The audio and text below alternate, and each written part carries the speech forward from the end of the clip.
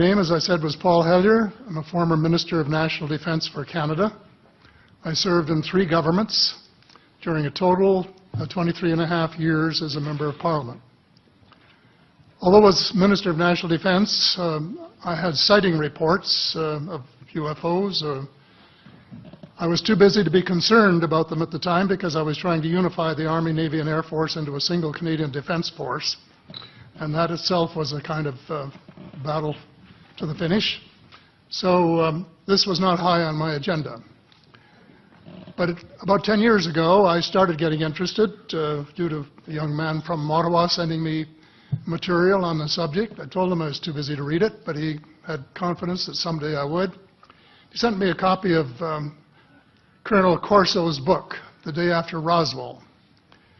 It took me a while to get around to reading it, but I took it for my summer reading in 2005 and was really impressed with what was contained in it.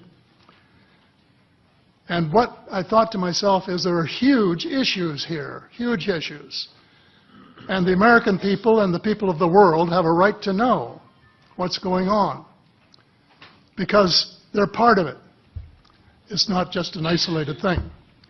And so after confirming the contents of the book with a retired United States Air Force general, I accepted the invitation of Victor Vigiani, who's over here somewhere, and his cohort, Mike Bird, to speak to a symposium at the University of Toronto.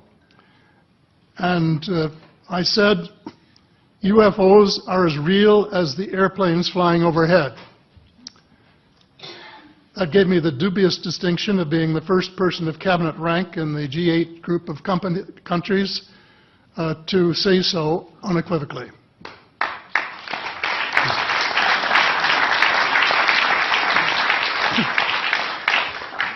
Since then, I've learned a lot from many sources, including a number of the fantastic witnesses that we have heard these last 4 days. They were so outstanding, I was just really blown away with them, the amount of information that was available.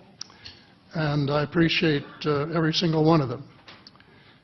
But because I'm not a ufologist, I'm a politician, there are only a few things that I want to add in that particular realm.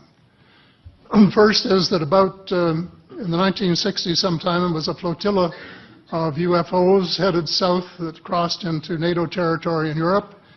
And the Commander-in-Chief of the Supreme Allied Headquarters in Europe was naturally very shaken.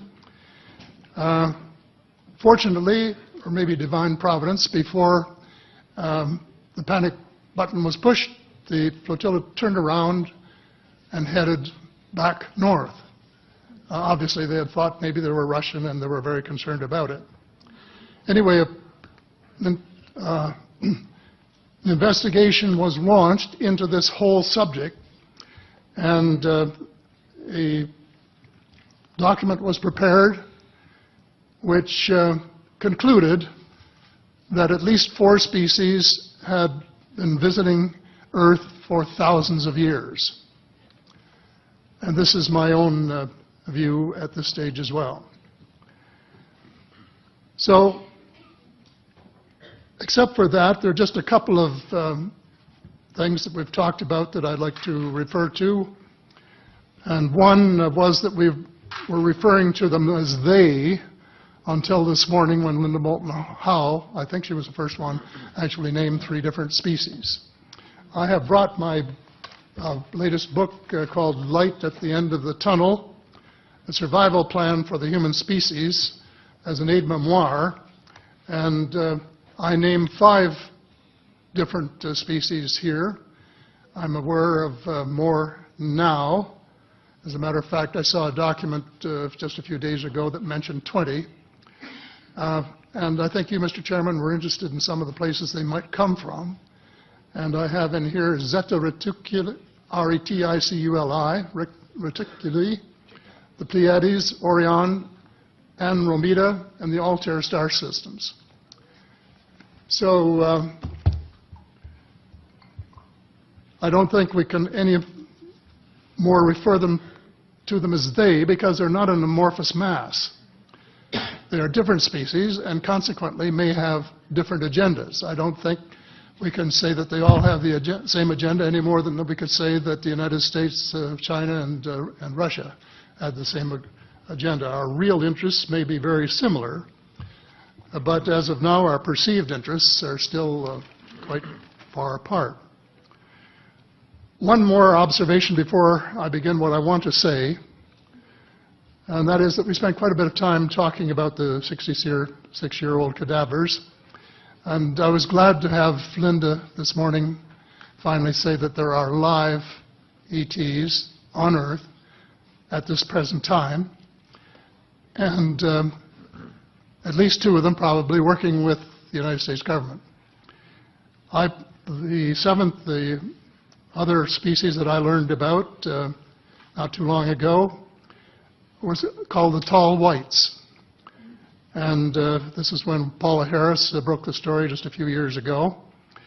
And through her good offices, I had the chance to talk for about 3 hours with former Airman Charles Hall and listen to this absolutely fascinating story of how he was working with, first of all, he was scared out of his skin, but after that, when he got to know them, how he was working with, and finally they became to trust each other and have a good working relationship with the tall whites at the gunnery range at Indian Springs in Nevada.